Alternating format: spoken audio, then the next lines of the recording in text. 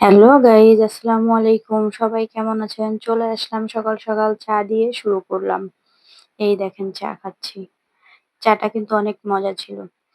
এই যে আমি মাছের মাথা ভাজি করে নিচ্ছি।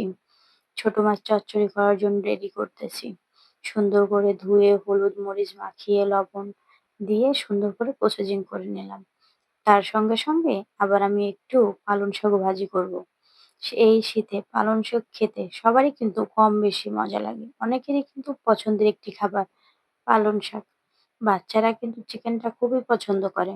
তো মাঝে মাঝে না, মেক্সিমাম সময় চিকেনটা কিন্তু রান্না করতে হয় প্রায় মাদের, শুধু বাচ্চাদের জন্য। কারণ বাচ্চারা সবসময় মানে একঘেয়েমি খাবার খাইতে চায় না। তার জন্য চিকেন কিন্তু একটি পুষ্টিকর খাবার বাচ্চাদের জন্য। এই দেখেন মাছ ভেজে নিচ্ছি। মাছগুলাকে সুন্দর করে এপিট-ওপিট করে ভেজে নিতে হবে। আমার বাচ্চার জন্য বিরিয়ানি নিয়ে আসছিলাম। তো ওইটাই ওকে দিলাম। ও খেয়ে নিবে তার জন্য। ছোট্ট করে একটা ভিডিও করে রাখছিলাম। ভর্তার আইটেম দিয়ে ভাত খেলাম। গরম ভাত। উফ! কি যা মজা!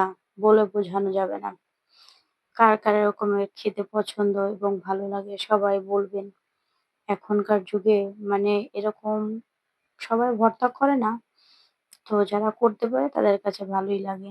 দেখেন শীতে গাছের কি সুন্দর চেহারা। আল্লাহ হাফেজ।